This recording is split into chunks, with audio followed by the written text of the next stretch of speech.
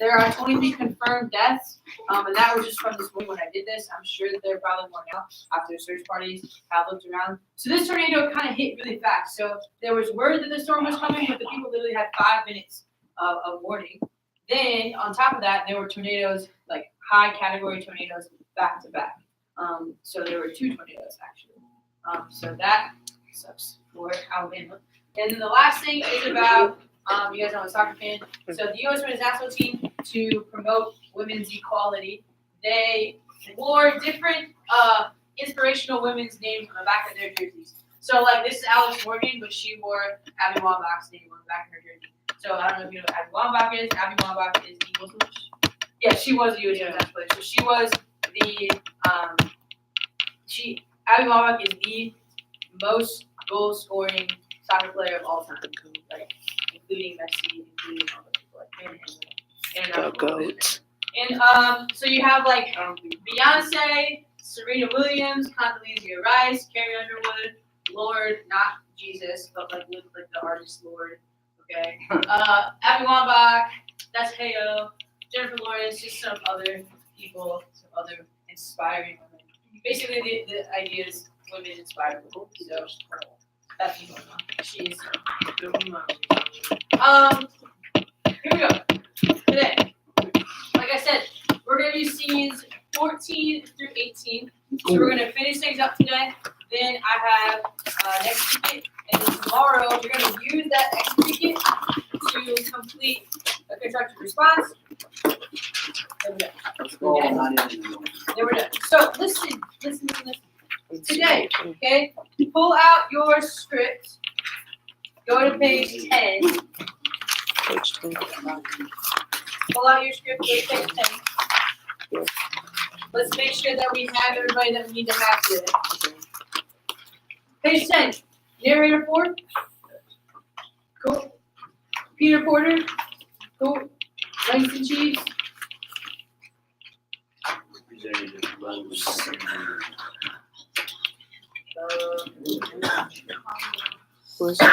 Oh, that's Jonathan too. So I'll be Langston Cheese. Or actually, I'll do narrator 4 for you. Henry Clay. It's Eric. Do I have somebody that wants to volunteer? Henry Clay, thank you, John. Okay, cool. Narrator 5. Are you here today? It is Eric. So I'll be narrator 5. Come on. John Randolph. Oh, that was me. I'll play it. Does somebody? Thank you, Elijah. Bet. Yes. Elijah's gonna be Randolph. Narrator 6. Hey, I can't do this if you guys are talking. Narrator 6. Thank you. Madison. Thank you. Then narrator 6 again. The British soldier. Thank you, Ben. General Isaac Brock. Gotcha. Narrator 1. Narrator 1 is Andrew. Oh, hi. You're C18. Napoleon. Here. Cool. And narrator 7. That's it. Alright. Cool. So, I will do narrator 4. I'll do that part. So, Are there any other questions? Okay. So this is important. Things I want you to think about today. Okay. I want you to think about the 3 perspectives. You got the Native American perspective, the American perspective, and then the British perspective. What are each group's reasons for fighting? Okay? What are the reasons for getting in this movie? Okay? So, today, lesson going on 14. By the way, today's scenes are mostly about like the Americans getting involved in the war. So we're thinking about what are the reasons that the Americans want to get involved. Okay? Scene 14. Are we ready? Diego. Or do you guys want practice time? I'm good. I'll do practice time. I feel like we're good. Yeah, I'm good. Okay. I could just be. You gonna practice? Okay. You just gonna- Okay. Here's the scene. If you are in scene 14, here we go. I'm narrator 4. The rest of you should be following along on page 10. Dominic, put that away. Yeah, you-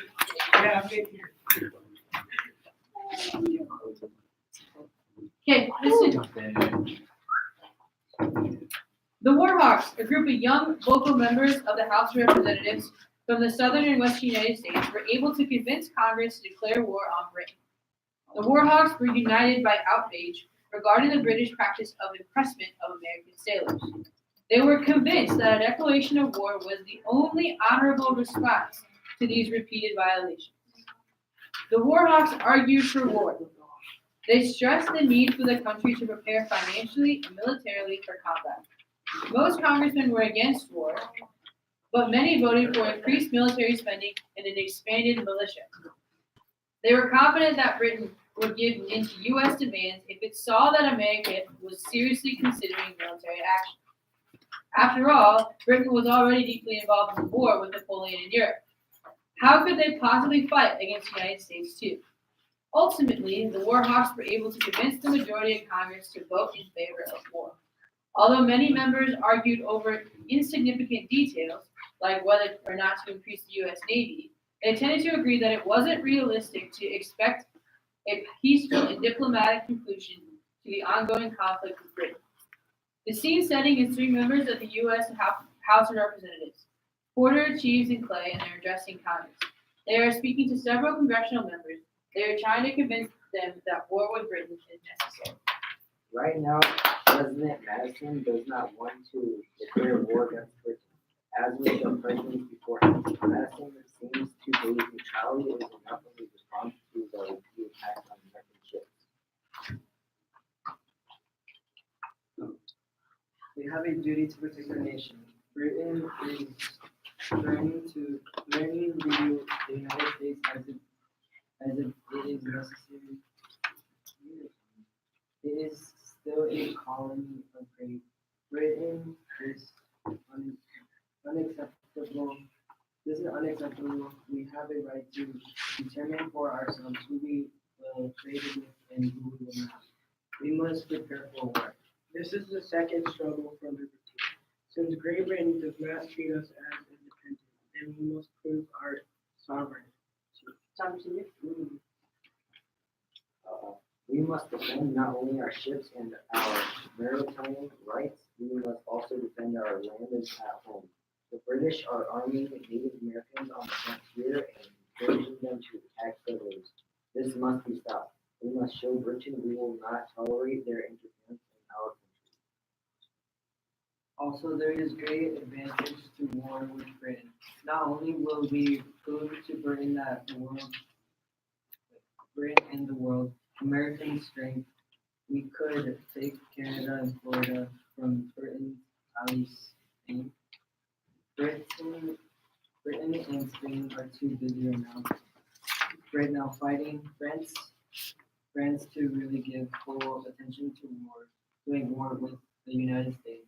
We could easily beat Britain and expand our borders. No man in the nation wants peace more than I, but I prefer the troubled ocean of war, with all its disasters and desolation, to the calm decay full of dishonorable peace. If we can settle our differences with one of the enemy's critical friends, I should prefer them to be Britain. But with neither, we are forced to pick to a selection of our enemies. Then I choose war with Britain. I believe her first in aggression and her invasion.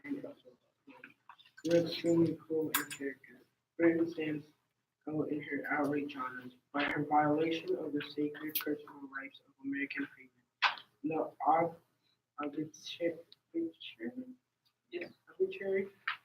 and lawless imprisonment of our sailors. Winning a war with Great Britain will bring lasting safety to our sailors on the frontier. Drive Britain out of North America to show the world they should not mess with our country.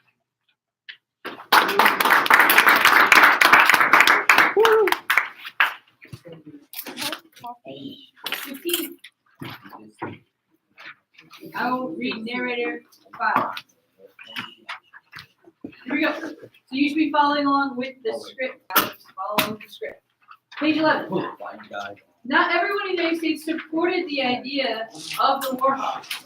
Many from the northeastern region of the United States was opposed to the war with Britain. The governors of Massachusetts and Connecticut refused to send troops to assist in coastal defense in preparation for war. Many New England bankers refused to lend money to the federal government while attempting to finance a built-up for war, instead choosing to lend money to Britain. Some Vermont and New York farmers showed their resistance to war with Britain by selling crucial supplies to the British Army in Canada instead of to the Americans. The scene setting is Representative John Randolph in addressing Congress. You see. The Warhawks are nothing more than monsters. The primary goal of these Republicans is to expand American territory. The truth of this matter is, it is not the British Royal Navy interfering with our trade or kidnapping our soldiers that is motivating the Warhawks' call of war. It is greed. Ever since we started talking about this issue, every conversation has ended up in the same word: Canada, Canada, Canada. We are more interested in expanding our country than doing what is right. But is war the true remedy? Who will profit by it? Speculators? A few lucky merchants and contractors who must suffer by it. The people. It will be their blood who will flow, their taxes spent in support of what? Taking the land of people who will also lose everything. I call on the Republicans to make good the promises given by Jefferson when he came into power, promises which for years they had honestly, faithfully fulfilled. We had paid off the national debt, gotten rid of useless government establishments, and yet they have become as infatuated with standing armies, loans, taxes, navies, and war. As Hamilton himself, what kind of Republicans are you?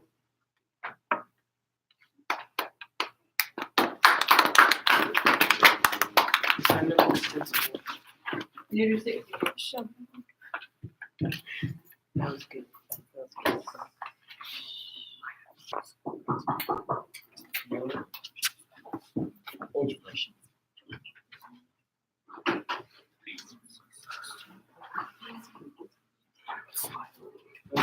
Hey, why are we all talking when we're still in the middle of the scene? Go ahead. President James Madison decided war with Britain was necessary. On June 1st, 1812, President James Madison gave the war message to Congress, citing the numerous American complaints against Great Britain. Scene setting: James Madison addressing Congress. He is in the Senate and the House of Representatives of the United States. I communicate our affairs with Great Britain. The embargo has been tried and it has failed.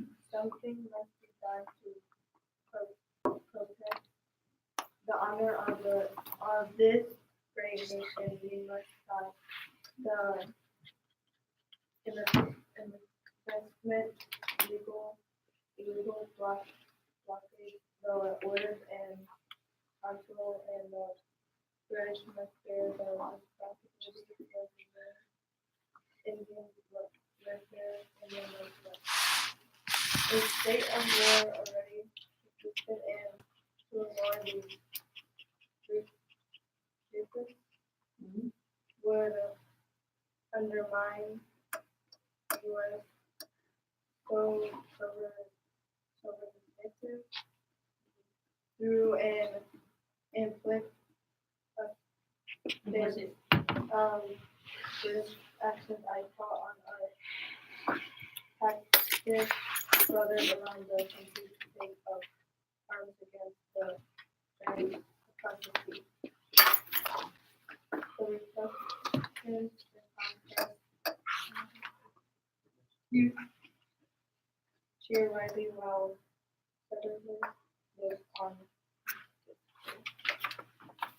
Ultimately, the Warhawks had their way. War was declared on Britain. This vote was far from unanimous. The declaration of war was passed, but a great rift was created between those who supported the war and those who did not. This division would be harmful to President Madison throughout the war. 70. We came from the United States declared war on Britain. Britain had not paid much attention to American complaints of the British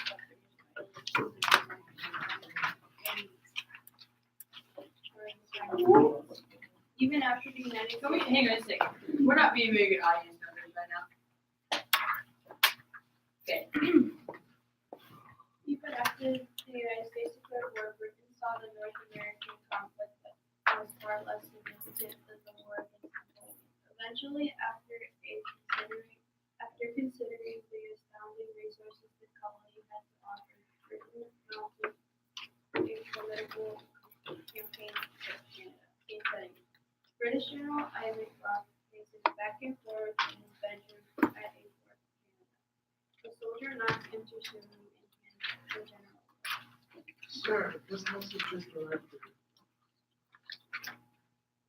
Soldier, as you know, America has declared war on Great Britain. Until now, Parliament did not see the importance of fully addressing this issue. However, according to the sources, things have changed. We have been ordered to vigorously defend Canada for our king, our country. It seems Britain finally realized what we have known for quite some time. Canada has an essential part of the British Empire. Our navy relies on the supplies until that time. The Royal Navy cannot fight against France without the supervision and support. We must defend Canada. We must protect our land and our resources for American. Should I notify the Canadian militia to get organized? Yes. Yes, we must begin training immediately. I know we are inexperienced, but we are strong. I have heard there are many farmers who would like to join the militia too. There are concerns around the land hungry American settlers will cause a land shortage. Should I talk to them? Yes, we must get as many people as possible to assist the American Navy.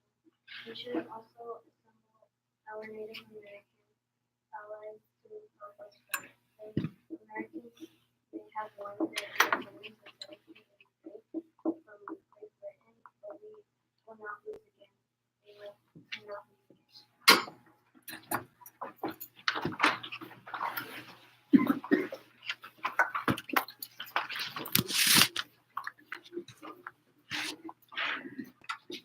By 1812, Napoleon had built an army of over 500,000 soldiers called the Grand Army. The Grand Army, which used modern tactics and battle strategies to sweep across Europe and acquire an empire for France. The seemingly invincible Napoleon made a fateful decision to invade Russia. He advanced deep into that vast country, eventually reaching Moscow in December. He found Moscow had been burned by the Russians and could not support the hungry French army over the long winter. Thus, Napoleon was forced to begin a long retreat and saw his army decimated to a mere 20,000 men by the severe Russian brutal guerrilla tactics. Britain, Austria, and Prussia then formed an alliance with Russia against Napoleon. Though he built the Grand Army, Napoleon was defeated. His generals turned on him and was forced into exile. Scene setting: Napoleon is speaking to his most trusted members of the Grand Army. Soldiers, I bid you farewell. For 20 years, I have constantly accompanied you on the road to honor and glory.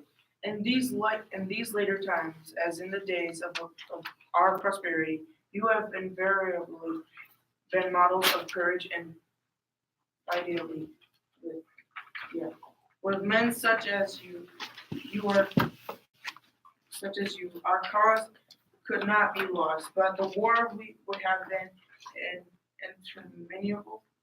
It would have been civil war, and that would have entailed deeper misfortunes on France. I have sacrificed all of my interests to those of the country. I gave, but I go, but you, my friends, will continue to serve France. Her happiness was my only thought.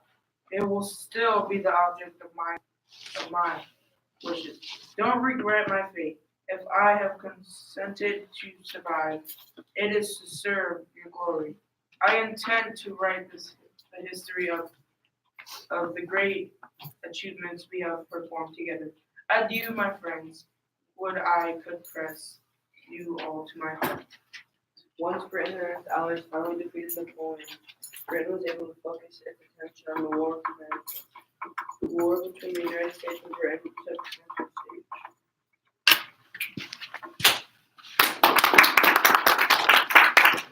Okay, we're done.